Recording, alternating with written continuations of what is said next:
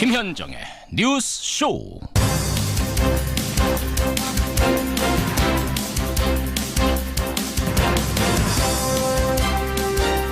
우병우 전 민정수석 3재판 구속영장 청구 끝에 결국 지난밤 구속이 됐습니다. 애청자 여러분 안녕하십니까? 국정농단 사태의 핵심 인물임에도 불구하고 유일하게 불구속 상태로 수사를 받던 이른바 법꾸라지였는데 이제야말로 스스로 말하던 숙명을 겸허히 받아들여야 될 때가 된 것 같습니다. 그런가 하면 중국에서는 꽌시란 말이 어제도 등장을 했습니다. 문재인 대통령과 만난 시진핑 주석, 한중 간의 꽌시, 소중한 관계를 회복하자라고 강조를 했는데요. 좋은 말이죠. 그런데 꽌시를 강조하는 뒤편에서는 대통령에 대한 부적절한 예우 문제가 나오고 우리 기자들은 중국 경호원들에게 집단 폭행을 당하고 뭔가 앞뒤가 맞지 않는 느낌을 받을 수밖에 없습니다. 남은 이틀간의 일정, 중국은 우리에게 진정성을 확인시켜줘야 될 겁니다. 진정한 꽌시 회복을 위해선 말이죠. 김현정의 뉴스쇼 출발합니다.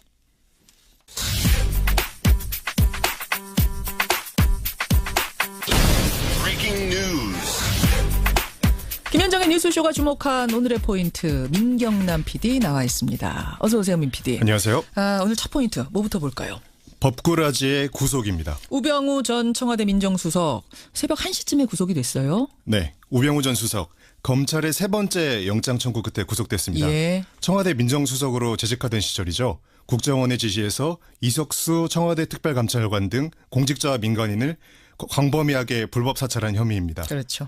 이딴 영장 기각 이후의 구속이다 보니까 검찰의 적폐청산 수사가 탄력을 받게 됐다는 점에서 주목됩니다. 예. 국정농단 재판에도 어제 큰 뉴스가 있었어요. 네, 어제 최순실 씨와 안종범 전 청와대 경제수석 등에 대한 구형이 있었습니다.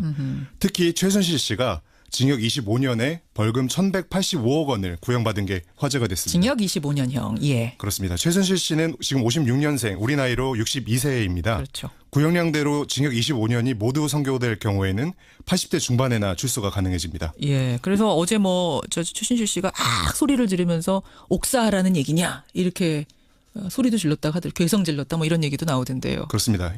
1심 최종 선고 날짜가 내년 1월 26일이어서 그날 지켜봐야 될 것 같습니다. 3심까지 갈 가능성이 지금 높기 때문에 최종 결과까지는 사실은 좀 남았다고 봐야 됩니다. 오늘 이 얘기는 잠시 후에 노회찬 의원하고 더 짚어보죠. 다음 포인트는요.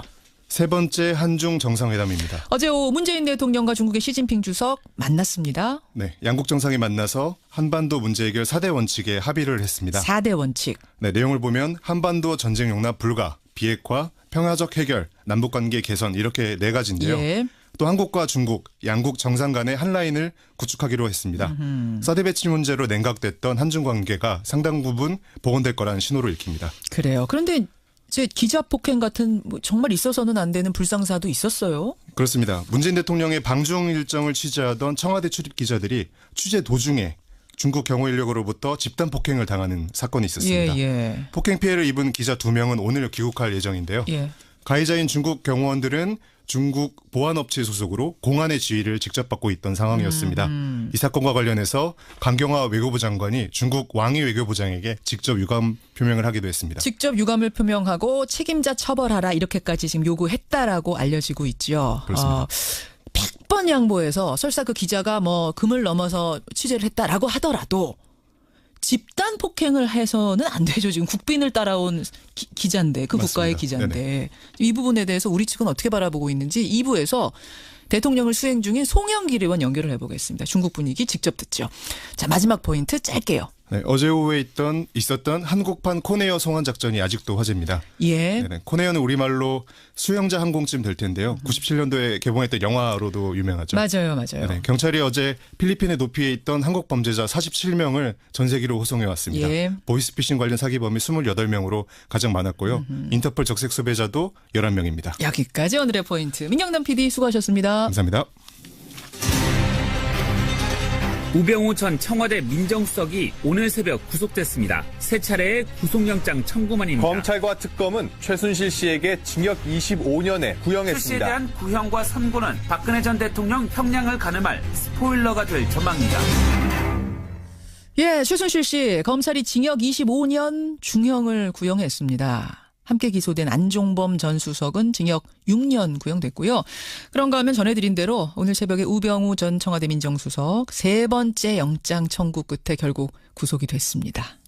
사실은 이제 국정농단의 마지막 퍼즐이라고 했죠. 우 전 수석까지 구속이 되면서 검찰의 적폐청산 수사 다시 동력을 얻을 수 있을 거다. 이런 얘기 나오는데요.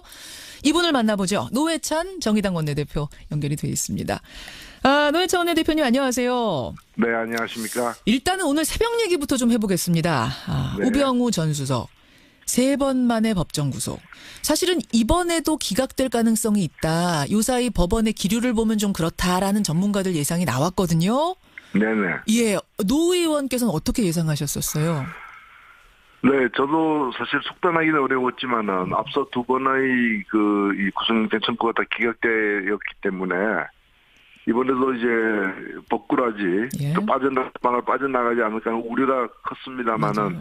확실히 이번에 그 구속 사유로 이렇게 기재된 죄목들이 예. 앞서 두 번보다는 좀 죄질이 무거웠기 때문에 그 점이 많이 감안된 것 같습니다. 그렇죠. 권순호 판사 구속영장을 발부했는데 혐의 사실이 소명이 됐고 특별감찰관 사찰 관련 혐의에 대해 증거인멸의 염려도 있다. 이게 이유다.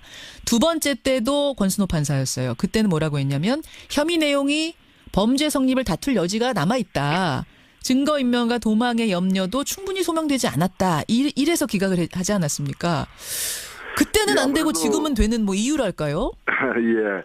사실 그때는 이제 그 우병우 수석이 있었던 민정수석실에서의 어떤 불법 사찰 예. 이 주된 이제 혐의로 이렇게 되어 있었는데요. 예.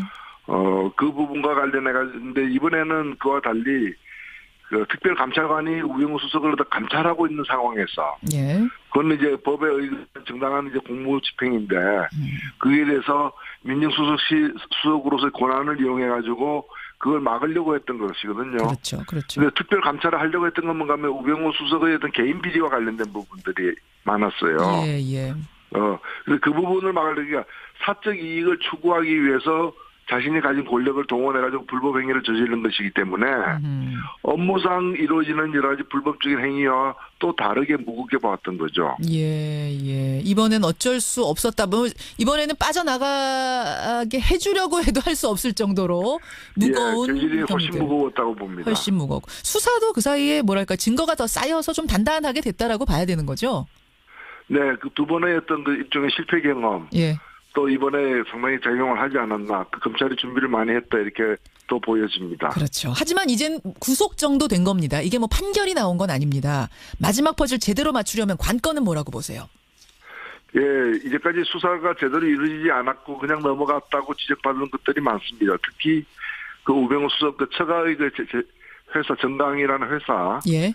그 회사가 이제 재산을 불리는 과정에서의 불법 행위라거나 예. 이런 부분에 대해서는 과거의 수사가 대충 했다라는 평가가 많았기 때문에 그런 부분에는 재수사가 불가피하지 않나 싶습니다. 그래요. 예. 정강에 대한 수사가 관건이 될 것이다.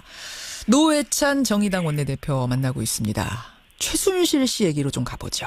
징역 25년, 벌금 1,185억 원, 추징금 77억 9,735만 원 구형을 했습니다.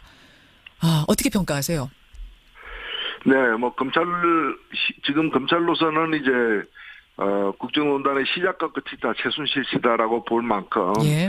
국정농단 사건 관련자 중에서 박근혜 전 대통령을 제외하고서는 가장 무거운 책임이 있는 사람이 최순실이라고 보고 있기 때문에 예. 그에 준해서 구형을 하지 않았나 싶습니다.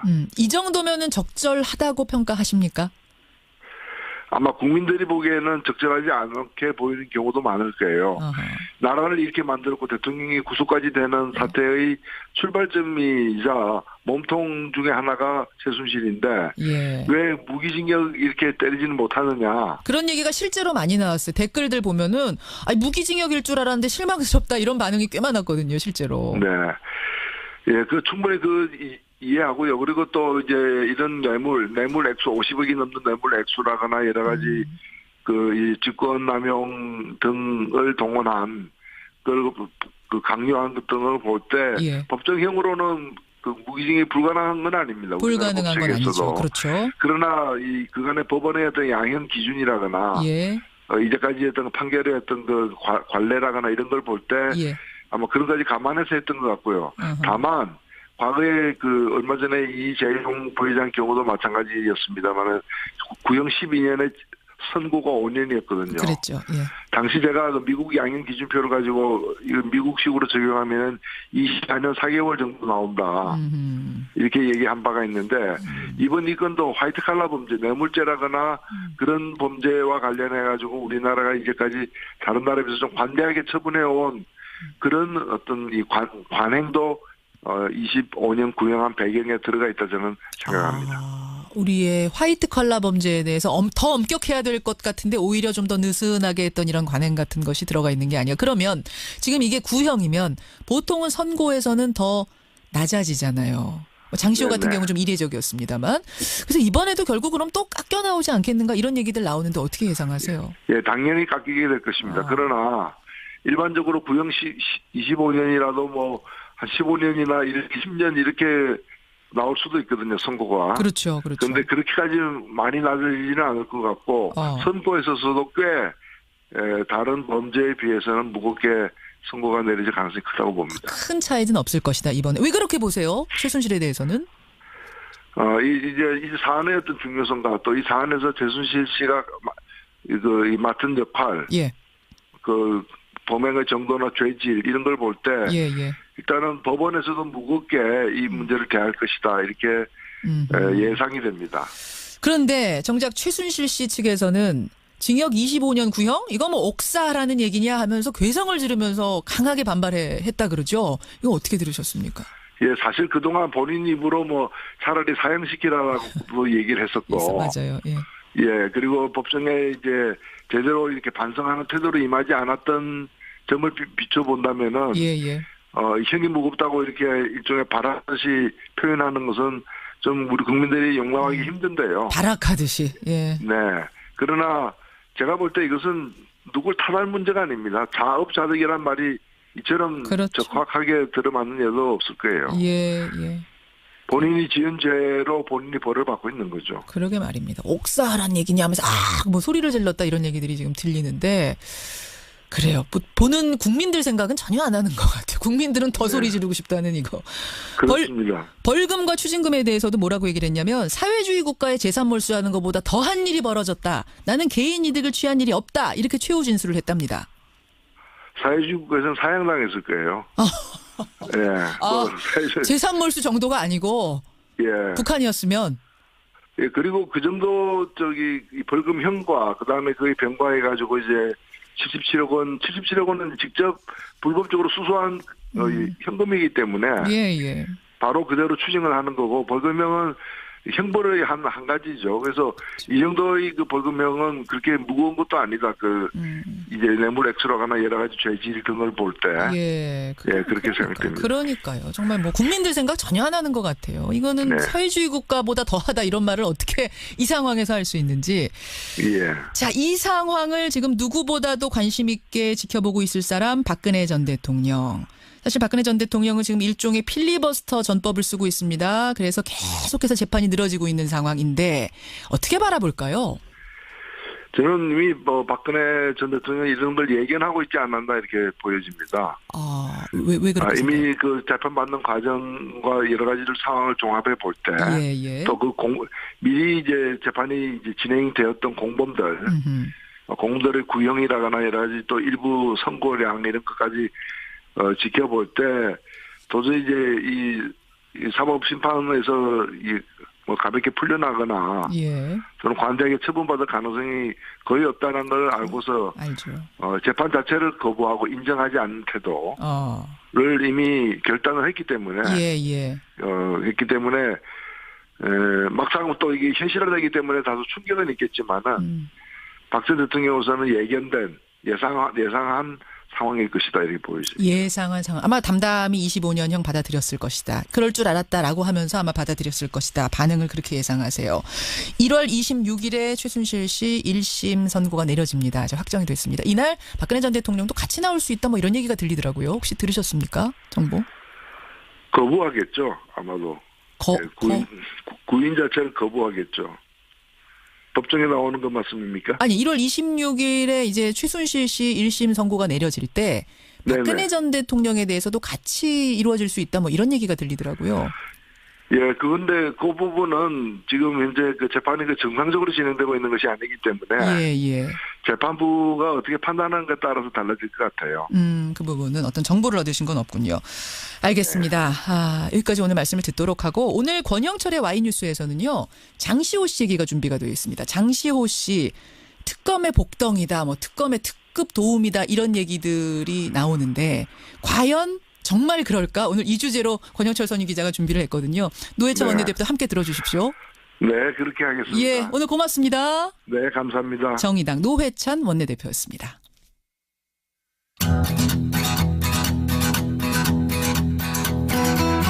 김현정의 뉴스쇼는 청취자 여러분의 참여로 이루어집니다. 트위터, 페이스북, 레인보우 게시판, 그리고 단문 50원, 장문 100원의 유료 문자 샵 1212, 우물정 1212 통해 참여하실 수 있습니다. 김현정의 뉴스쇼, 여러분과 함께 만듭니다. 김성환의 행간 시사평론가 김성환 씨 나오셨습니다. 어서 오십시오. 네, 안녕하세요. 나보고 옥사하란 얘기냐. 이 얘기는 이제 최순실 씨 측에서 나온 네, 얘기. 변호인이 한 정확히 얘기고요. 이제 변호인이 한 얘기고 예. 최순실 씨는 악 하고 소리를 질렀다 그러고. 근데 또 그냥 최후 진술할 때는 예. 그땐 또 멀쩡하게 또 굉장히 반발하면서 얘기를 잘했다 그래요. 준비해온 것들 이제 얘기한 거죠. 왜 뭐 본인 의견을 충분히 잘 얘기했는데 사람이 안 보이는 데 들어가서 그렇게 고성을 질렀다고 합니다. 그 얘기 들으니까 또 그 장면도 생각나더라고요. 저는 그 특검에 조사받으러 나오면서 이거는 민주주의 특검이 아닙니다. 네, 그 장면도 그렇죠. 떠오르고 최순실의 단면을 볼 수 있는 이런 것들 장면 중에 어제도 특징적인 한 면이었던 것 같아요. 네, 맞습니다. 어쨌든 25년형 내려졌고 1월 26일에 어떻게 선고 나는지 국민들이 아주 눈을 동그랗게 뜨고 지켜봐야 될 것 같습니다. 네. 끝까지. 행간 뭐 가지고 오셨어요? 한 연세대 교수가 수업 중에 여학생을 성희롱했다는 주장이 나와서 논란이 일고 있습니다. 이 피해 여학생이 학내 곳곳에 교수를 비판하는 대잡으로 붙이면서 이 피해 사실이 외부로 알려졌는데요. 그래요? 이 가해자로 지목된 교수가 누구냐? 이 방송에 출연해서 인문학 강좌로 유명세를 타고 있어서 이게 훨씬 더 사실은 사람들한테 충격을 주고 있습니다. 그래요. 이 연세대 교수 성희롱 의혹 이 뉴스의 행간을 좀 살펴볼까 합니다. 그 룸사롱에서 저는 뭐 사실은 잘 모릅니다만 네. 남성들이 마음에 드는 여성을 그 여종업원 고르는 걸 초이스라고 한다면서요. 네, 맞습니다. 근데 수업 중에 비슷한 일이 벌어졌다는 게 무슨 말입니까? 일단 뭐 그 가해 교수로 지목된 그 교수를 A 교수라고 제가 부르겠습니다. 예. 예, A 교수는 강의 시간에 조 모임을 구성한다고 합니다. 아무래도 토론식으로 이렇게 조모임 진행하기도 구성하죠 하고 원래. 하니까요. 예. 근데 이거를 어디서 하느냐? 계단식 강의실 아시죠? 계단식으로 어떻게 생겼는지. 알죠. 위에서 아래로 이렇게 내려가면서 예. 근데 이 여학생을 강단으로 불러낸다고 합니다. 이 자기소개와 함께 이상형을 말하라고 시킨 다음에 이 얘기를 들은 남학생들이 마음에 드는 여학생을 한 명씩 골라내는 방식으로 조를 구성을 했다고 합니다.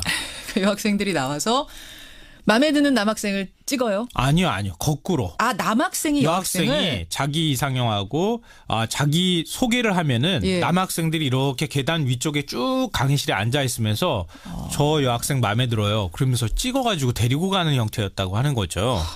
그러니까 대잡으로 붙인 여학생은 당시 상황이 룸살롱 초이스하고 거의 합쳐졌다 이렇게 표현을 하고 있습니다. 이 성추행은 종강 파티 때도 있었는데요. 예. 신촌의 한 술집으로 학생들을 데려가서 술자리에 여자가 없으면 칙칙하지 이렇게 얘기를 했다고 하고요. 남학생 테이블마다 여학생들이 한 명씩 앉도록 했습니다. 그러니까 말로만 한 게 아니라 실제로 남학생들 테이블에 여학생 한 명씩을 앉혔어요. 예, 앉혔다고 합니다. 이미 지난 봄학기에 성희롱 문제가 불거졌고요. 예. A 교수는 성희롱 사실을 인정을 하고 예. 가을 학기부터 수업을 맡지 않고 있는데 하지만 학생들이 요구하는 공개 사과 요구를 지금 거부하고 있는 상황입니다. 방송에서 유명한 강사 연세대 교수의 성희롱 파문 이 뉴스의 행간 이면 들어가 보죠. 첫 번째 행간은 살아있는 탬버린이었다입니다. 이게 무슨 말입니까? 대잡으로 붙인 여학생이 쓴 표현이었는데요. 대자보에다가 중간 파티 때 있었던 일입니다. 이게 분위기 칙칙하니까 여학생들 테이블마다 남학생들 사이에 앉혀라 이렇게 얘기를 했을 때 벌어진 일인데요. 이때 여학생들한테 또 장기 자랑을 시켰다고 합니다. 예. 뭐 댄스 동아리 소속인 여학생은 너 한번 가서 춤춰봐 이렇게 얘기를 하고요.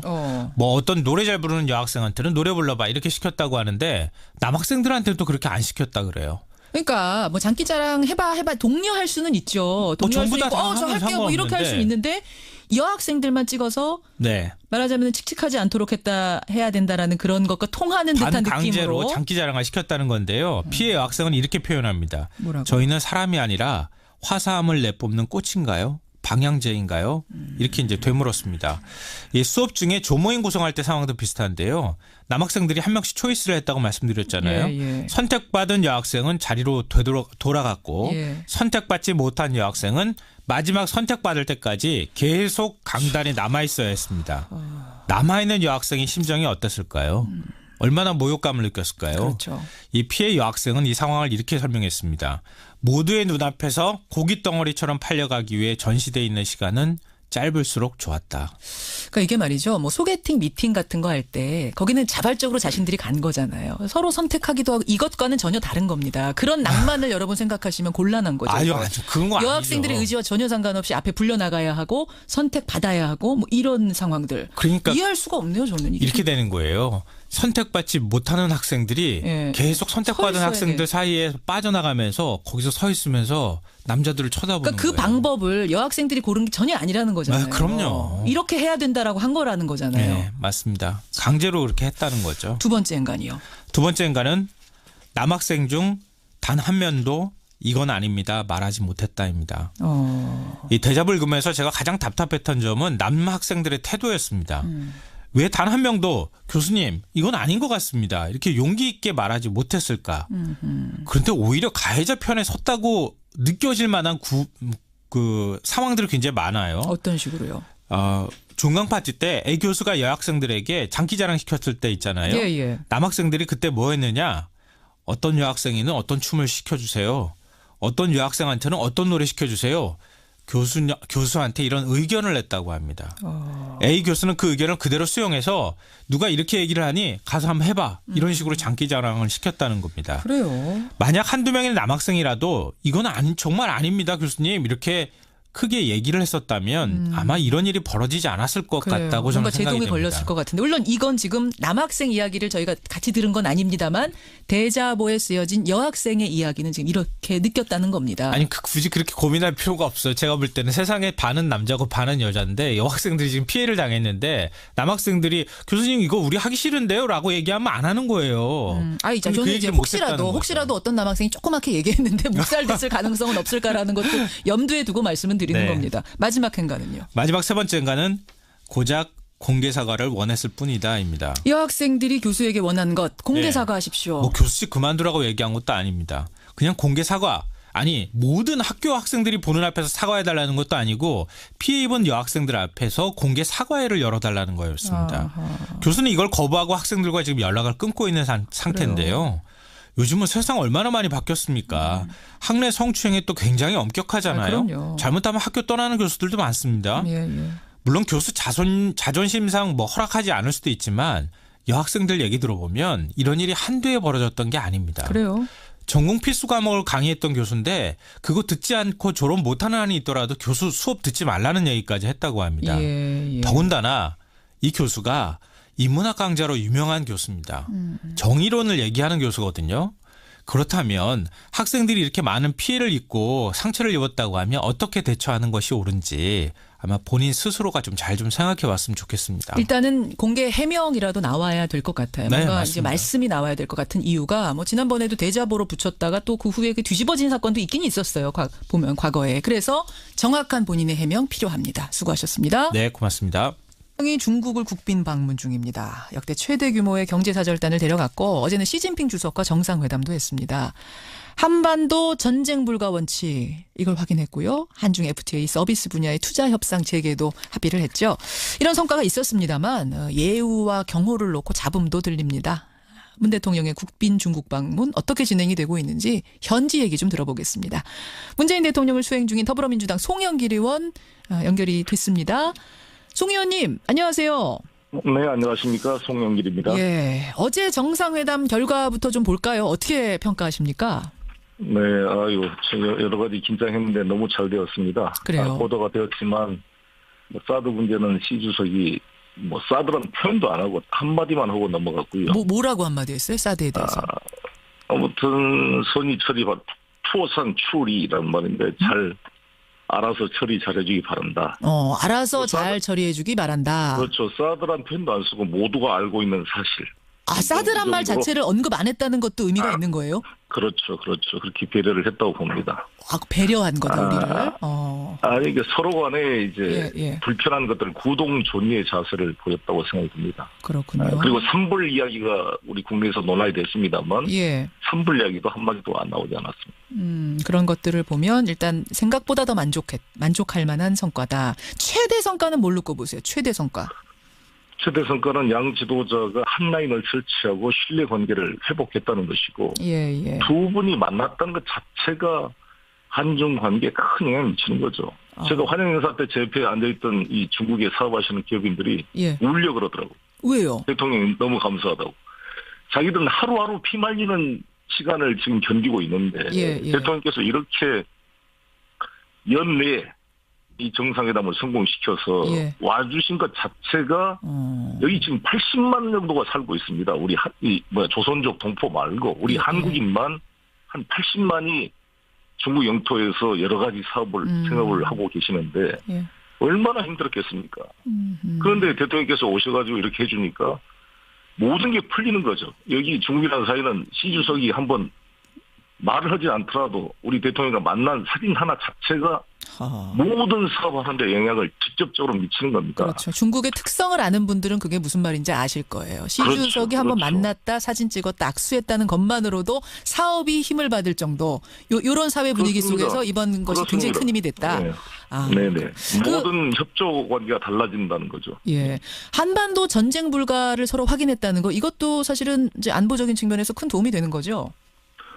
그렇습니다. 상당히 지금 여러 가지로 틸러슨 트럼프의 메시지가 서로 혼동스럽고 이럴 때 우리 문재인 대통령께서 확고하게 한반도 전쟁 불가 원칙을 지켜오셨고 그걸 또 전폭적으로 같이 의견을 같이 해주었습니다. 이것이 이 동북아 평화에 큰 기여를 할 거라고 생각이 듭니다. 시진핑 주석이 평창올림픽에 대해서는 평창올림픽의 북한 참가를 위해 함께 노력하겠다 이런 말을 했다고 들었습니다. 그 남북관계 개선이 한반도 평화에 도움이 된다 하고 참여가 아주 의미 있다 이런 공감을 해주었고요. 본인이 참석하겠다는 약속은 하지 않았지만 분위기가 또 그때 상황을 잘 만들어갈 필요가 있다 이렇게 생각합니다. 어제는 평창에 직접 방문해달라는 것에 대해서 진지하게 검토하겠다 이렇게 답했다면서요. 근데 지난번에는 내가 가든지 아니면 고위 관료를 보내겠다 이 정도까지 말했었잖아요. 그러면 분위기 어떻게 보세요? 현지에서는 올 가능성도 있습니까? 모든 가능성이 있다고 보여지고요. 어찌됐건 저는 이 공교롭게 이 올림픽이 다음에 북경에서 또 2022년 동계올림픽이 있고 2020년은 동경에서 하계올림픽이 있기 때문에 이 한중일 3국이 올림픽으로 자연스럽게 공감대가 만들어질 수 있다 이렇게 생각합니다. 들으시는 분들 중에 시진핑 주석이 평창올림픽에 오고 안 오고가 그렇게 중요해라고 하실지 모르겠지만 조금 전에 송 의원께서 말씀하셨죠. 사진 한 장만 같이 찍어도 이게 대단한 것이 될 정도로 시진핑 주석의 이 위상이 지금 상당하기 때문에 올림픽에 참여하는 것, 와서 방문하는 것이 그만큼 큰 의미를 갖습니다. 따라서 계속해서 우리 측에서 요청을 하고 있는 건데 진지하게 검토하겠다. 어제는 그런 답변. 특히 19차 전당대회가 이제 맞춰진 이후로 시진핑 주석의 위상이 훨씬 더 강화됐기 때문에 시진핑 주석의 영향력이 매우 커진 상태입니다. 그렇죠. 자, 그런데 이렇게 좋은 성과들이 있는 반면에 좀 잡음도 있었어요. 잘 아시다시피 이제 기자폭행 사건. 지금 많은 청취자들이 이건 어떻게 된 거냐 많이들 궁금해하십니다. 일단 사실관계는 어떻게 되는 겁니까, 송 의원님? 글쎄, 저는 다른 일정을 소화하느라고 거기 그 현장을 못 갔었는데 현장이 너무 비좁았다 그래요. 비좁았고 이제 중국과 한국은 인식의 차이가 거기는 공안이나 이런 경호하는 사람들의 말을 잘 듣고 그 부당한 어떤 간에 현장에 바로바로 통제가 되는데 우리는 문화가 다르잖아요. 그렇죠. 그렇다고 하더라도 그걸 몸으로 제지한 정도에서 그쳤어야지. 그거를 이렇게 폭행을 하고 누워있는 걸 발길질하고 해서는 아주 문제가 크다고 생각합니다. 그래서 강력히 항의를 해서 수사 요청을 해가지고 아마 조치 중인 것으로 알고 있습니다. 우리 측에서는 강력히 항의를 했고 왕이 외교부장한테 직접 항의를 한 거죠? 강경화 장관이. 네, 각 채널을 통해서 했을 것입니다. 각 네. 채널을 통해서 항의했고 조사 확실하게 해달라, 책임자 엄중 처벌해달라까지 요구를 한 상태. 네. 예, 중국의 반응도 나왔습니까? 저는 중국이 엄중히 이것을 생각하고 하고 있는 것으로 알고 있습니다. 예. 그러니까요. 이게 국빈 방문 중인 국가의 기자인데 100번 양보해서 설사 그 기자가 좀 그어놓은 선을 넘었다 손 치더라도 그거를 가지고 입원을 해야 될 정도로 발길질을 하고 집단 폭행을 했다는 거는 이거는 어떻게 해도 이해하기가 어려운 상황이어서 이거는 국빈에 대한 예의도 아니고 뭐 기자는 차치하고 국빈에 대한 예의가 아니라는 생각을 좀 국민들이 하다 보니까 이 부분이 굉장히 꺼림칙한 거거든요. 네. 아무튼 이 문제에 대해서 저희는 엄중히 처리해 줄 것을 요청하고 있습니다. 알겠습니다. 또 하나 이제 질문이 들어오는 것은 우리 문재인 대통령에게 보인 그 예우에 대한 부분에 대해서 여러 지적들이 지금 국내에서 나오고 있습니다. 뭐 트럼프처럼 황제 대우를 해주길 기대한 건 아니지만 그래도 국빈이라고 초대를 했는데 공항에는 차관이 아니라 차관 보호급에 해당하는 외교부 부장조리가 나오고 도착한 후에는 새끼 식사를 할 동안 중국 인사를 한 명도 못 만나고 우리끼리 먹어야 되는 상황. 글쎄 물론 중국이 그 난징 대학살 기념 기간이라는 걸 감안해야 되죠. 그렇다 하더라도 조금 심했던 거 아닌가? 어떻게 보세요? 네, 쿵생유 차관 보급이 왔는데 쿵생유를 제가 연초에 만나서 같이 술도 한잔하고 여러 대화를 나눠봤습니다만 이분이 중요한 분입니다.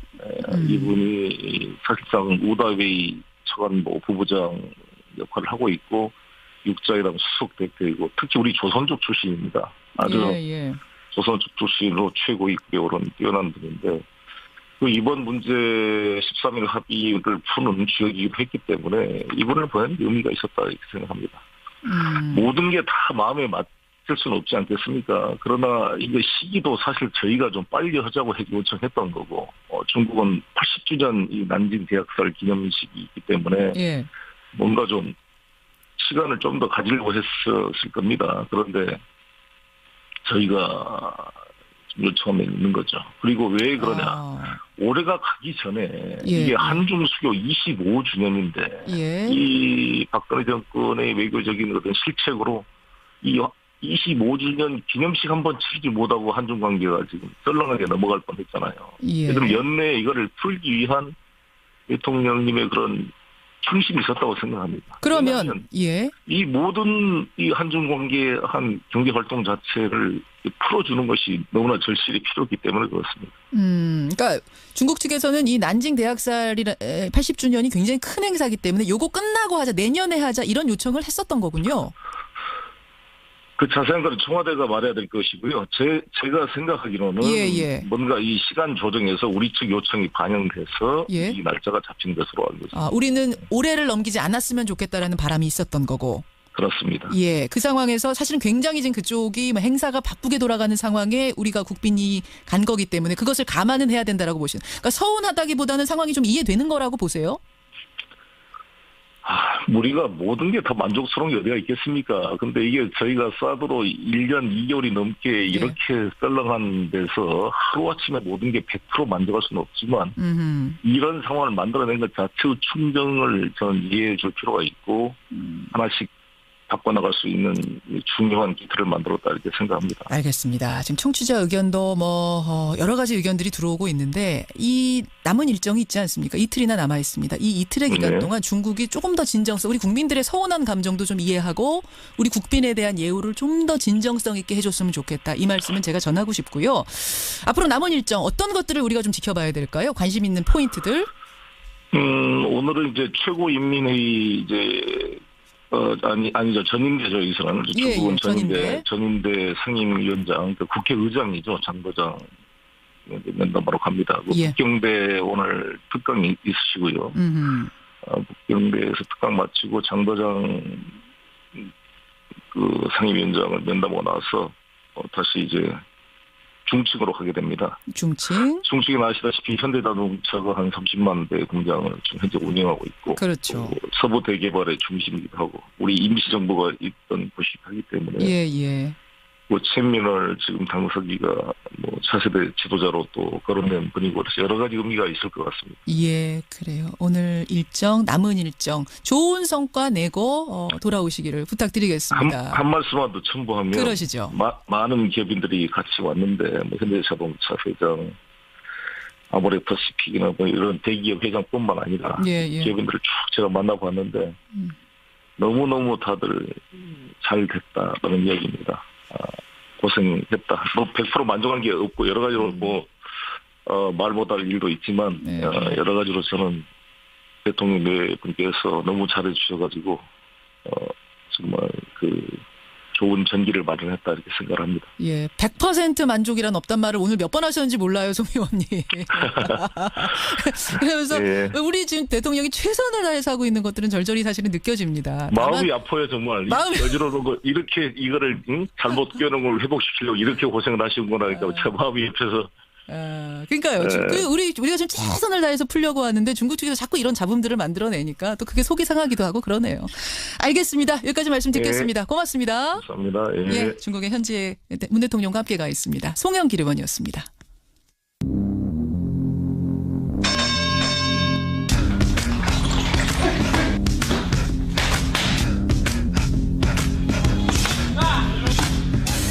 김현정의 뉴스쇼 금요일의 코너입니다. 훅뉴스 오늘도 김정훈 기자 나와 있습니다. 어서 오세요, 김 기자. 네.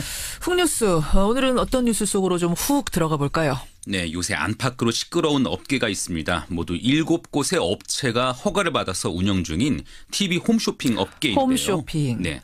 이러저러한 파열음이 잇따르고 있죠. 예. 최근의 뉴스들부터 한번 모아서 들어보시죠. 그러죠. 검찰은 GS 홈쇼핑이 지난 2013년 전병헌 전 수석이 회장을 지낸 한국 e스포츠협회에 1억 5천만 원 상당의 기부금을 낸 홈앤쇼핑의 신사옥 건설 시공사업 입찰비리 의혹을 수사해온 경찰이 채용비리 정황을 추가로 포착해 압수수색을 벌였습니다. 여러분들 요 사이에 다 익숙한 뉴스일 거예요. 네. GS 홈쇼핑, 롯데 홈쇼핑, 홈앤쇼핑에 대한 수사가 진행이 됐죠. 네, 뭐 뇌물, 입찰 비리, 채용 비리 혐의 등이 불거지면서 홈쇼핑 업계 전반이 눈총을 받고 있는 상태인데요. 네.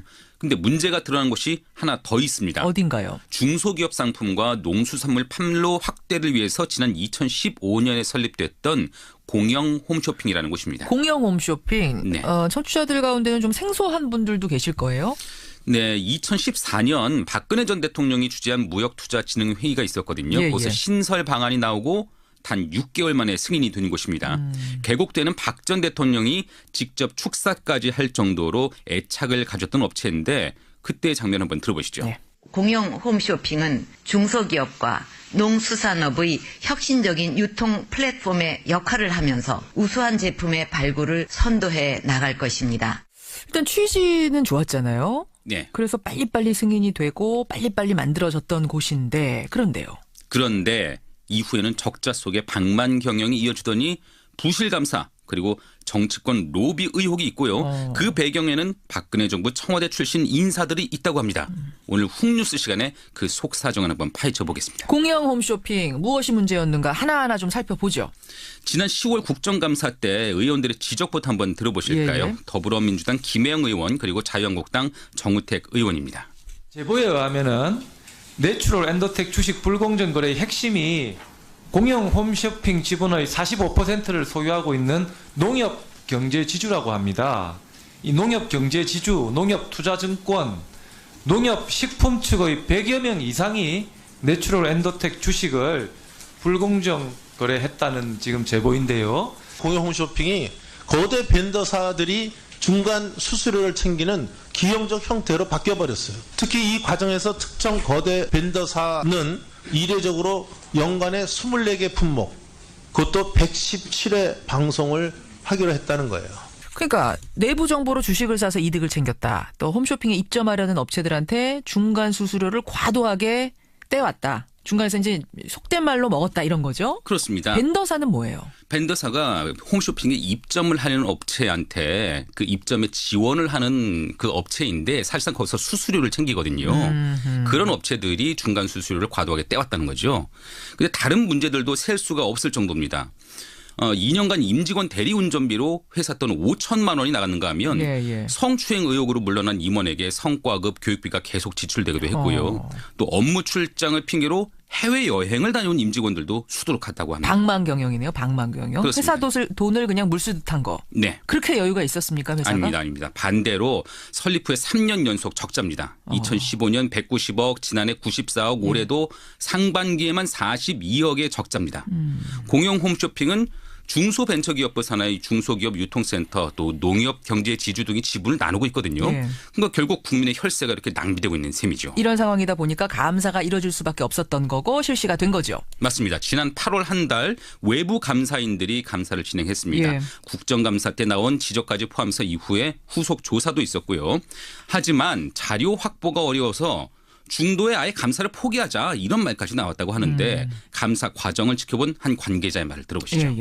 막힌 데서 오고 그것도 감사실 직원을 격리해서만 갖다 주고 누구 직원을 호출하려고 해도 감사실을 또 격리해야 되고 그래서 이런 식으로는 감사가 안 이어진다고 내부적으로 논의가 있었는데 아니 마킹이라 그러면은 이제 일부를 지워서 준다 이런 거잖아요. 그렇습니다. 어떤 자료는 지워서 주고 그나마 내주는 자료든 뭐 증언을 할 직원이든 다 통제를 받고서 온다? 그렇습니다.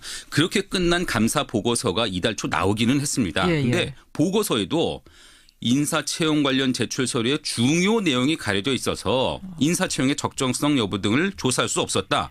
또 접대비 사용 등에 대해서는 증빙 자료를 제출하지 않아서 사적 사용 여부 등을 확인할 수조차 없었다. 이렇게 밝혔네요. 한마디로 감사를 한 것도 아니고 안 한 것도 아닌 애매한 상황이 됐네요. 맞습니다. 아니 왜 이렇게 자료를 받기조차 어려웠습니까? 왜? 그러니까 개인정보 보호 때문이라는 게 공영 홈쇼핑 측의 설명이거든요. 명분은 개인정보 보호다. 네. 아니 그럼 지금 이게 다른 것도 아니고 비리를 목격하고 그걸 조사하자는 건데 무슨 개인정보가 앞선다는 건지 잘 이해가 안 가네요.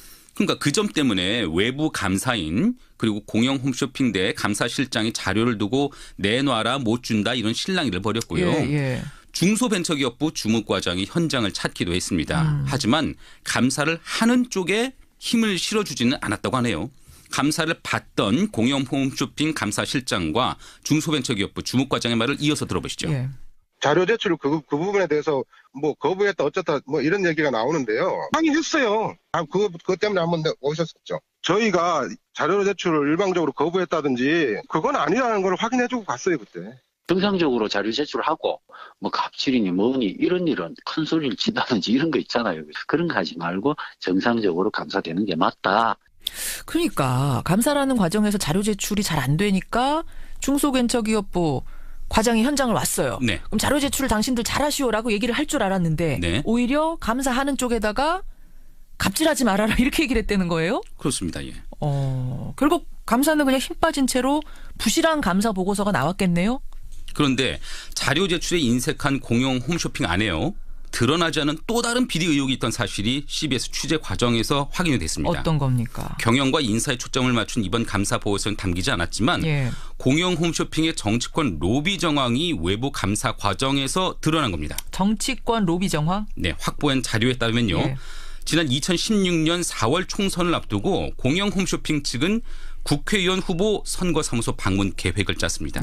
문건에는 각 지역구 유력 후보의 사무실을 선별적으로 방문해서 긍정적 이미지를 생성하고 20대 국회 출범 전에 대외 네트워크를 구축하겠다 이렇게 명시가 돼 있네요. 홈쇼핑 업체면은 제허가 문제 같은 게 걸려 있어서 정치권에 미리 선을 대어 놓겠다 뭐 이런 얘기인가요?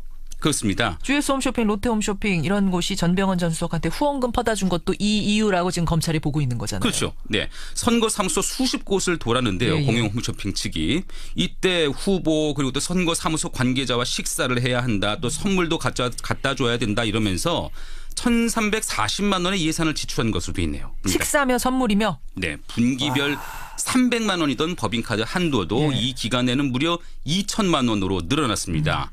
이 계획을 집행했던 공영 홈쇼핑 대외협력실장의 말을 한번 들어보시죠. 상임위들이 다 있잖아요. 저희 회사가 해당되는 상임위들 몇 군데가 있습니다. 이런 상임위 의원님들이 그 당시에 이제 다시 출마도 하시고 그러셨잖아요. 대관 업무의 차원에서 이제 인사를 가는 거죠.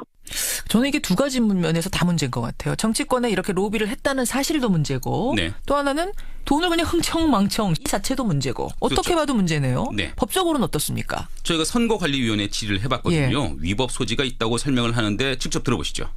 기업체에서 이제 후보자 캠퍼에게 주었던 내용이 그 후보자의 정치 활동을 위해 소요되는 경비를 지출을 한 거냐 그런 부분에 있어서 이제 확인 조사가 필요하겠죠. 그래서 만약 그 정치자금이라고 하면은 45조 저촉된 소진이 있는 거고요. 그런 부분은 사실관계 확인이 필요하겠죠. 그러니까 이게 지금 문서 처리 사인해가면서 정식으로 후원한 돈이 아니라는 거잖아요. 네. 그럼 이거는 무조건 문제 있는 거 아닙니까? 그렇습니다. 그런데도 별다른 문제 의식 없이 그냥 정치권의 로비에 줄줄이 나섰다는 거예요? 그렇죠. 그런데 금품과 향응을 돌리면서 네 사람을 챙기는 모습, 또 앞서 자료 제출을 미루면서 끝까지 버티던 모습들, 이거 어딘지 익숙한 장면들 아닌가요?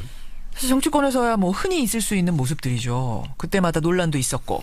예, 알고 보니 후보자 선거 캠프에 식사와 선물을 제공했던 공영 홈쇼핑의 대외 협력 실장, 그리고 이를 무마하고 외부 감사 때는 자료 제공에 인색했던 감사실장이 모두 박근혜 정부 청와대 출신이라는 공통점을 갖고 있었던 겁니다. 공영 홈쇼핑의 대외 협력 실장, 또 감사실장이 다 청와대에서 간 사람들.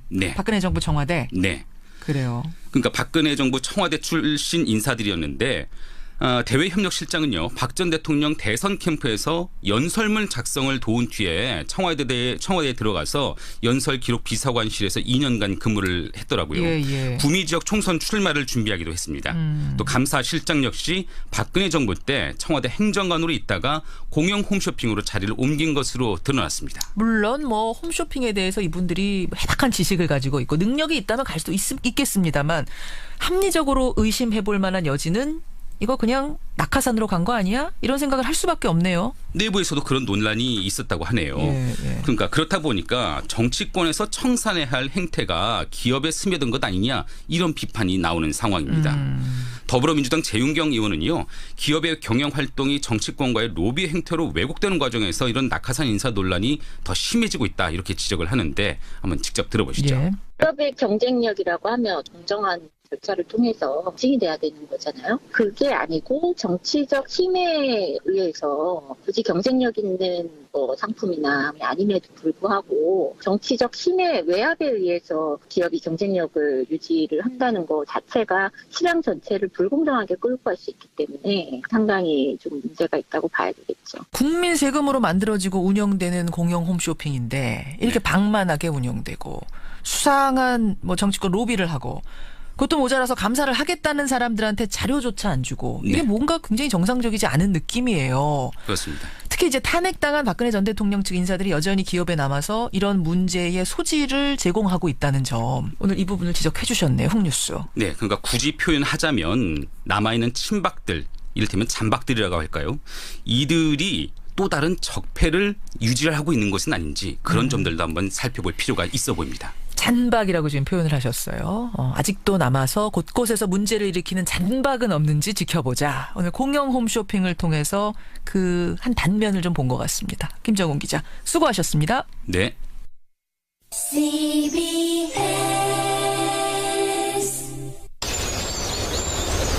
더 맑은 공기, 더 깨끗한 물, 더 선명한 하늘. 이 놀라운 세상의 시작. 지금 당신의 빈병 반환으로 더 좋은 환경이 만들어지고 있습니다. 빈병의 수명이 늘어나면 자연의 수명도 늘어납니다.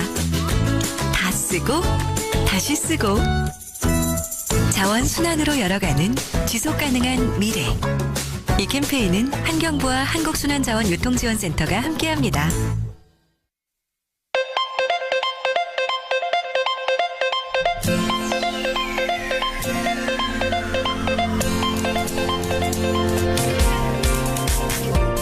여러분은 지금 CBS 라디오 김현정의 뉴스쇼를 함께하고 계십니다.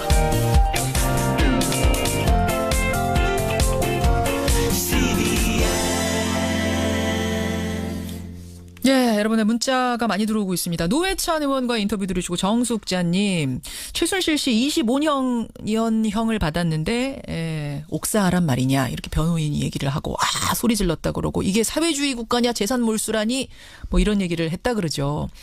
그러자 정숙자님은 국민이 받은 스트레스만큼 형을 추가해도 모자를 파네. 라고 얘기를 하셨어요. 송광섭 님도 국정농단이란 엄중한 죄를 생각할 때 25년형 이분은 좀 가볍다라는 생각이 오히려 드신대요. 민명수님은 지금 구형된 형량이라도 모두 살고 반성 제대로 하고 나왔으면 합니다 하셨는데 사실은 선고는 구형보다 깎이게 마련이죠. 대부분은 그렇죠. 지켜봐야 됩니다. 2657님 최순실 씨가 괴성을 질렀다고요? 참 후한 무칩니다. 헬조선에 살았던 국민들 생각해 보세요. 최순실 씨 이러셨습니다. 그런가 하면 지금 중국에서 벌어지고 있는 일들 인터뷰 들으시고는 정영성님은 아니 근데 그냥 시진핑 주석을 만난 것만으로도 만족해야 한다는 말은 좀 너무 초라해 보인다. 국빈인데 혼자서 세끼밥을 먹고 이건 뭐 명나라에 조공하러 간 것도 아닌데 이런 분이 있는가 하면 6036님은 의전 예우도 중요하지만 현재 우리가 처한 현실을 봐야 된다. 실리 외교를 해야 된다. 우리가 지금 약해서 그런 거다. 강해지면 따라서 예우도 올 거다. 뭐 이렇게 또 생각하시는 분도 계시고 이준호님 5호균님 의견 먼저 볼까요? 기레기들을 폭행한 경호업체도 잘못했지만 경호방침을 어긴 기레기들이 자초한 측면이 있지 않습니까? 이런 의견. 사실 이런 댓글들이 꽤 있었어요. 그러자 이준호 청취자님은 아니 외국에서 한국인이 집단 폭행을 당했는데 기자는 맞아도 싸다 이런 반응이 지금 나오는 거는 정말 적절치 않다. 국민 안전은 국가의 기본 의무 아니냐 이런 이야기들이 지금 레인보우 댓글로 옥신각신 중인데 권영철 선임 기자 마침 안녕하십니까. 나와 계시네요. 어서 네. 오십시오. 집단 폭행을 당했거든요. 이게 좀 사실은 좀 댓글들이 좀 과한 측면이 있는 것 같습니다. 어쨌건 사실관계를 파악하는 게 제일 중요할 거고요. 기자들이 취재 현장에서 집단 폭행을 당했는데 예. 기레기 너가 잘못한 거 아니냐 나오는 게 참 기자들이 잘못하긴 했나 보다. 저희들이 그동안에 그동안에 세월호 참사 때 국정농단 때 얼마나 잘못했으면 저렇게 비난을 받아야 되나 그런 자괴감이 들기도 하면서도 어쨌건 사람이 맞았는데 사실관계를 파악해서 제대로 대응하는 게 중요하지. 그럼요. 잘 맞았다 시원하다 이렇게 얘기하면 그 댓글 반응은 아니고 사실관계를 여러분 정확히 보고 판단해야 될 문제고요. 우리 국빈을 따라간 기자들입니다. 문재인 대통령을 취재하러 간 사람들이거든요. 네. 국빈 방문 중에 벌어진 일이라는 것도 감안해서 생각해야 된다는 거. 자, 의견들 보내주시고요. Y뉴스 오늘 뭐 가지고 오셨습니까? 김현정 앵커가 예고했던 대로 장시호 씨 관련인데 맞아요. 장시호 씨. 사실 오늘 뉴스에서 가장 관심을 끄는 게 우병우 전 민정수석의 구속이잖아요. 맞아요. 우병우 민정수석이 서울지검 부장 재직 시절에 구속영장을 3번이나 청구해서 기어이 구속시킨 사례가 있었거든요.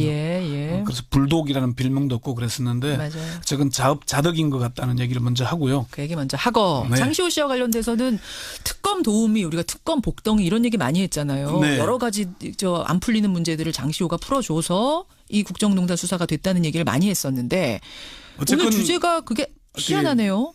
그러니까 이게 지난 6일에 이제 법정 구속이 됐죠. 박영수 특별검사는 장시호 씨를 복덩이니 도우미니 이렇게 불리는 데 대해서 아주 거북스럽다고 불편한 심기를 드러냈습니다. 특검이. 그래서 장시호는 정말 복덩이였을까? 이게 오늘 주제입니다. 아니 장시호 씨가 박영수 특검팀의 복덩이 아니에요? 이게 언론의 보도만 보자면은 장시호 씨는 특급 도우미 복덩이로 봐도 무방할 겁니다. 대부분의 언론에서 보도하고 있는 기사 한 문장을 소개하면은 장시호는 특검 도우미라는 별명을 얻을 정도로 수사 고비마다 많은 증거를 댔다. 최순실의 2번째 태블릿 PC를 제출했고 미얀마 K타운 의혹, 금고 관련 대통령 차명폰 번호를 기억하는 등 맹활약하게 됐다 이런 내용이거든요. 그렇죠. 또 이 기사와 함께 장시호 씨가 구속 중 특검으로부터 아이스크림도 얻어먹고 파견 검사들에게 손편지도 쓰고 이런 얘기들이 나오면서 복덩이인 것처럼 이렇게 이제 비춰지고 있는 거죠. 복덩이 도우미 그래서 불려왔던 거 아닙니까? 그런데 특검에 확인해 본 결과 장시호 씨가 특검 수사와 검찰 수사에 협조한 것은 맞지만 전혀 새로운 사실을 공개하거나 수사에 앞장서서 증거물을 제출하거나 그런 적이 없다고 합니다. 그래요. 박영수 특검은 CBS와의 인터뷰에서 우리가 수사에서 결정적인 도움을 받은 게 없다. 제2의 태블릿 PC도 스스로 제공한 게 아니라 코너에 몰리니까 제출한 것이다. 박 특검은 장시호 씨를 두고 특검 도움이라고 하는데 굉장히 거북하다. 굉장히 거북하다라는 말을 지금 권영철 선임 기자한테 박 특검이 직접 한 겁니까? 굉장히 거북하다. 네. 불편하다 뭐 이런 얘기를 했습니다. 장시호 씨를 직접 조사한 특검의 한 핵심 관계자도 우리는 장시호 씨를 수사 대상자 이상으로 취급하고 그런 적이 없다. 굉장히 조심했다. 이렇게 얘기를 했습니다. 자, 그러면 하나하나 좀 팩트를 짚어보죠. 네. 특검이 네. 장시호 씨 협조를 받은 건 사실이잖아요. 특검도 협조적이었다는 걸 부인하는 게 아닙니다. 언론의 보도를 보면은 장시호 씨 덕분에 국정농단 수사가 성공한 것처럼 부풀리는 측면이 있는데 그렇지 않다는 것입니다. 그래요. 박영수 특검은 장시호 씨가 진술하지 않은 것들이 엄청나게 많은 걸로 안다. 특검이 열어야 할 문이 어디 있는지 찾으면은 그때서야 열어주는 정도이지 처음부터 문이 어디 있다고 이렇게 안내하지는 않았다. 아하, 문이 어디 있는지 다 찾아놓고 이거 열어보시오 하면은 문 좀 열어달라. 거기까지 끌려와서 마지못해 여는 정도였다. 그렇죠. 하지만 물론 거기서 아예 안 열 수도 있었으니까 그렇죠. 도움을 준 건 맞지만 예. 특급 도움이 복덩이 이 정도는 아니다. 특검의 핵심 관계자도 장시호 씨가 특검에서 제시한 것에 대해 좀 성실하게 답변했을 뿐이지 우리가 묻지 않는 걸 능동적으로 얘기한 것은 그렇게 별로 없다. 그래요? 예, 그리고 여기서 한 가지 좀 짚고 넘어가야 될 게 일부 언론이나 종편 등에 출연하는 법조인들이 자꾸 헷갈려 하는데 장시호 씨를 구속하고 기소하고 구형한 곳은 검찰이지 특검이 아닙니다. 아니죠. 특검이 검찰입니다. 아닙니다. 특검은 이미 넘긴 겁니다. 검찰한테. 그렇죠? 그러니까 수사한 내용을. 이 장시호 씨가 구속영장을 청구한 게 11월 20일이고 구속 기소한 게 12월 8일입니다. 특검은 12월 14일에 인적 구성이 완료됐습니다. 그러니까 뒤의 일이거든요. 참고인일 뿐이었습니다. 그런데 자꾸 이게 뭐 특검이 봐줬다거나 뭐 1년 6월을 구형했다거나 심지어 어떤 신문에서는 특검은 1년 6월을 구형했는데 법원은 2년 6월 실형 이런 제목을 탑으로 뽑기도 했었어요. 뭐 탑은 아니지만 탑은 사회부에서 그렇게 그런 기사 있었습니다. 제목이 있었습니다. 그래요. 이게 그러니까 이걸 좀 제대로 보면은 특검의 도움이다 플리바게닝을 언급하는 건 좀 적절치 않다는 게 법조인들의 얘기입니다. 그렇군요. 자, 그럼 아이스크림 주고 뭐 손편지 쓰고 그랬다는 부분 그런 뭐 미담처럼 막 얘기됐던 거 그 그러니까 부분은 어떻게 된 거예요? 언론에서 그걸 이제 근거로 내세우는데 특검에서는 아이스크림을 주는 건 누구에게나 할 수 있는 일이지 그게 특별 대우를 한 건 아니다라는 입장입니다. 아이스크림은 특검이 다 줬다. 뭐 그러니까 특검 핵심 관계자가 아이스크림을 준 적은 있지만 그거는 장시호뿐만 아니라 수사 대상자 누구에게나 할 수 있는 일이다. 식사를 한 뒤에 다과를 하거나 과일을 수사팀하고 나눠 먹는 일은 자연스러운 일로 그 사람을 특별히 회유하거나 그 사람을 특별히 관리하고자 한 건 아니다. 아니 아이스크림 한 개 준다고 안 불 걸 불고 불 걸 안 불고 뭐 그렇게 하겠습니까? 그러면은 그 뭐 특검팀한테 손편지를 써서 장시호 씨가 건넸다든지 뭐 오빠라고 불렀다든지 이런 얘기들은 장시호 씨가 그렇게 부침성이 있고 애교를 잘 떤다 그래요. 버티다가 자기가 궁지에 몰리면은 마지 못해 불면서 애교를 떨거나 그렇게 한다는 거예요. 그래서 이게 특검의 핵심 관계자가 장시호 직접 조사하면서 장씨의 처신이 아주 유연했다. 손편지도 그런 연장선상이지 특별한 관계를 입증하거나 그런 차원이 아니다. 그래. 그러면 좀 말씀을 듣고 보니 그러면 왜 그렇게 특검의 특급 도움이 복덩이 이렇게 불렸던 거예요? 기자들이 박영수 특별검사에게 지난 3월 이제 특검 수사가 끝난 뒤에 물어봤어요. 장시호 씨 복덩이 맞느냐 물었더니 박 특검이 장시호 씨가 하여간 태블릿 PC 얘기하는 거 상당히 기여를 했다. 그러나 뭐 정황 이런 걸 우리한테 이제 심정을 굳혀줄 수 있는 진술을 많이 했지만 우리가 범죄 사실을 입증하는데 결정적인 것은 그렇게 많지 않았다. 본인도 아는 게 한계가 있다. 그러면서 장시호라는 사람을 100% 믿으면 안 된다. 우리가 보고 그걸 확인할 때는 도와줬다. 그러나 자기가 스스로 뭘 이렇게 오픈한 적은 없다. 이렇게 분명히 선을 그었고요. 특검의 핵심 관계자에게 왜 그렇게 불리냐 물어봤더니 특검이 일부러 의도적으로 장시호 씨를 부각시키지 않았다. 특검의 브리핑 기초 자료에는 장시호 얘기를 그렇게 넣지 않았는데 기자들 질문에서 많이 나왔다. 특검은 그걸 바라지 않았다. 이렇게 그걸 바라지 않았다. 네네. 이거는 그러니까 지금까지 국민들이 알고 있던 것의 이면이네요. 특검에서는 자꾸 복덩이 하면서 띄우는 게 못마땅했었다는. 그러니까 이규철 대변인이 사실 매일 브리핑을 했잖아요. 그랬죠. 그때 기자들의 질문에 답하는 과정에서 장시호 씨를 여러 차례 언급했고 언론에서 뭔가 관심을 끌 만한 소재를 찾지 않습니까? 그렇죠. 그게 장시호 씨 이를 부풀린 측면이 있는 게 아닌가. 특히나 종편이 종일 장시호 복덩이 뭐 특검 도움이 뭐 이렇게 붙이 놓다 보니까 좀 그런 선정적인 게 있는 게 아닌가. 자, 그렇다면 핵심 질문이 될 거예요. 1년 6월을 구형했잖아요. 검찰이. 예. 그러면 도움이 되니까 1년 6월 구형한 거 아닙니까? 오히려 그래서 재판에서 2년 6월이 나오는. 그건 맞습니다. 특검이나 검찰 양쪽 다 부인하지 않습니다. 특검의 핵심 관계자는 당연히 도움이 있었다. 이미 구속 기소된 상태인데 자기 수사는 끝난 상태인데 수사에 협조했고 잘못을 뉘우치면서 재판에서도 다른 사람의 범죄를 입증하는 중요한 진술을 했다. 장시호 씨를 조사한 검사도 검찰 수사에 협조했고 자신의 잘못을 뉘우치고 그러니까 구형을 약하게 한 거다. 그러니까 장시호 씨가 도움 안 줬다는 얘기는 아니다. 도움 줬고 그래서 구형량도 가만히 된 거 맞지만 그렇다고 복덩이 특급 도움이 장시호 아니면 아무것도 안 풀렸을 일 이렇게 인식하지 말아달라. 본질을 왜곡하는 측면이 있는 거고요. 재판부가 밝힌 양형 이유에 이런 게 있습니다. 국정농단 규명을 위해 특검과 검찰 수사뿐만 아니라 관련 재판에서도 성실히 진술하는 등 실체 규명에 적극적으로 협조했다. 이게 장시호 씨의 역할이었다는 거죠. 알겠습니다. 본말이 전도돼서는 안 되는 겁니다. 그래요. 그러자도 궁금했는데 정확히 취재해 주시네요 하는 문자들이 꽤 많이 들어오고 그 질문 하나가 들어왔는데요. 그 공안이 아니라 사설 경호 업체 우리 측이 한 거 아니냐라는 얘기가 있는데 코트라가. 예, 근데 코트라가 공안에게 부탁한 게 맞죠. 그게 팩트입니다. 고맙습니다. 네.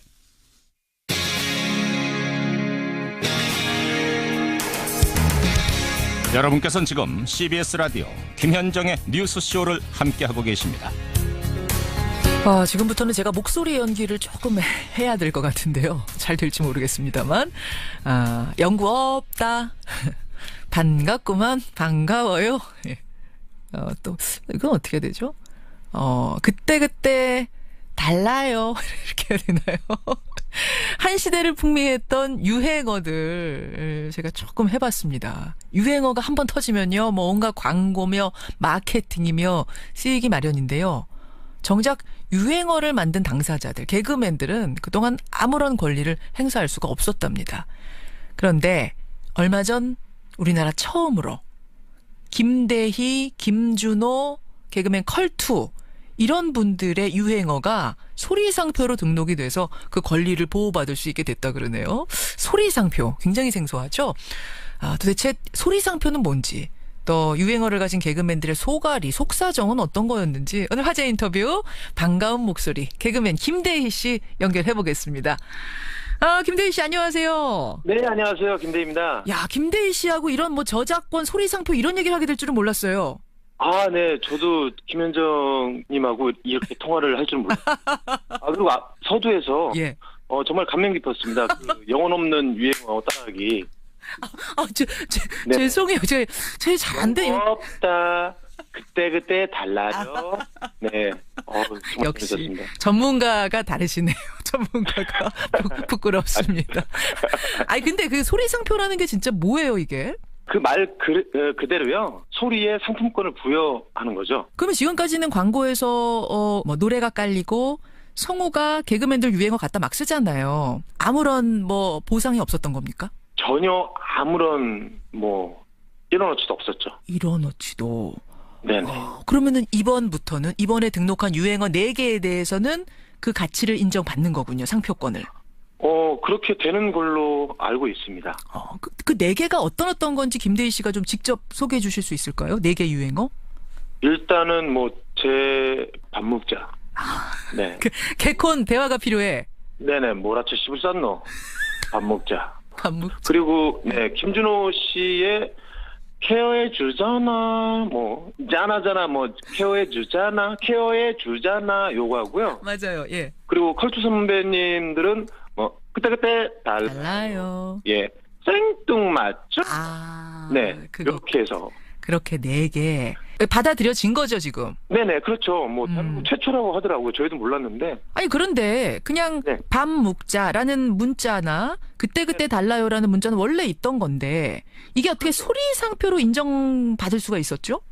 음절이 있잖아요, 음절이.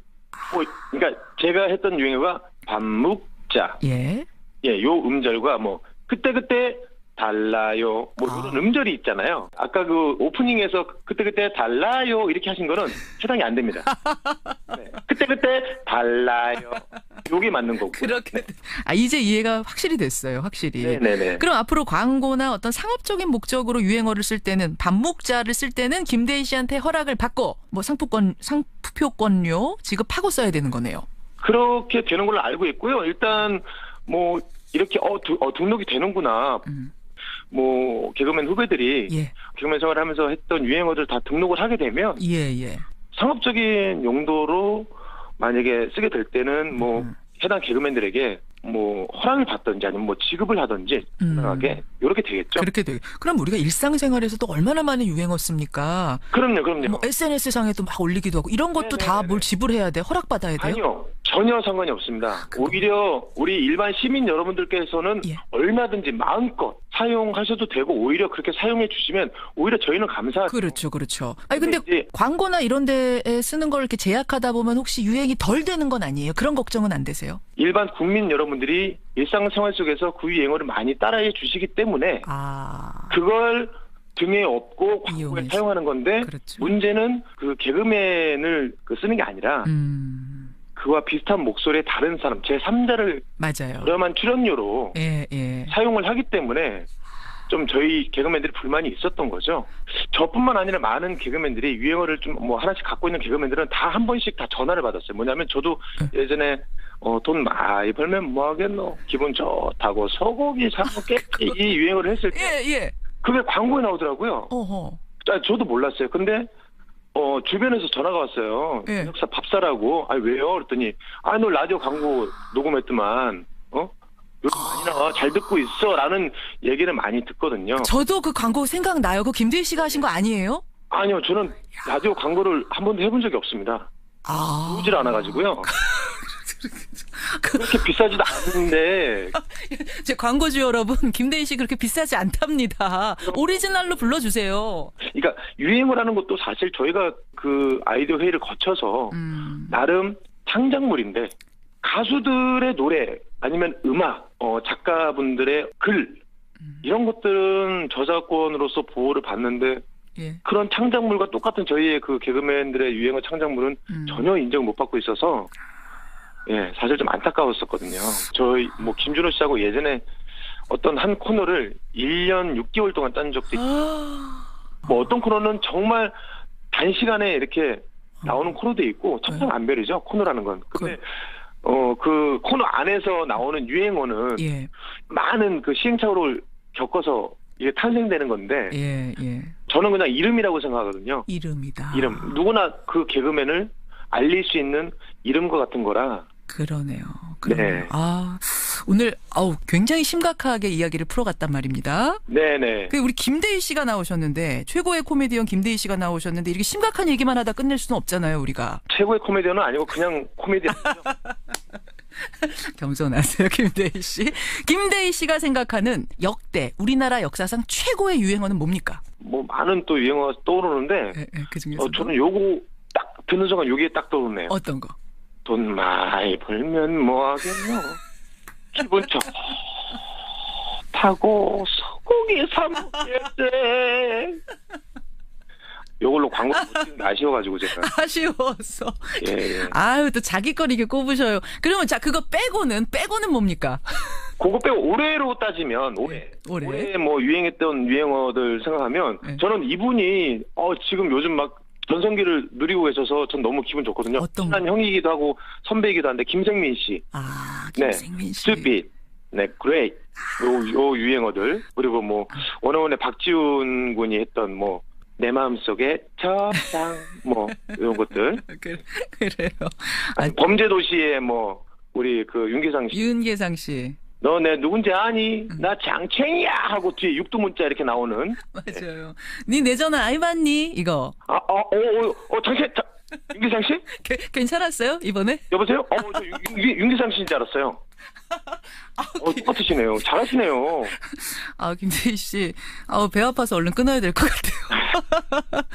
오늘 김대희 씨한테 많이 배웠습니다. 개그맨들의 이 소리상표 유행어에 대한 이 개념을 좀 바꿔주는 중요한 인터뷰였던 것 같고요. 네, 감사합니다. 오늘 김대희 씨와의 인터뷰 내용 제 마음속에 저장하겠습니다. 네, 감사합니다. 고맙습니다. 감사합니다. 예, 유쾌한 인터뷰.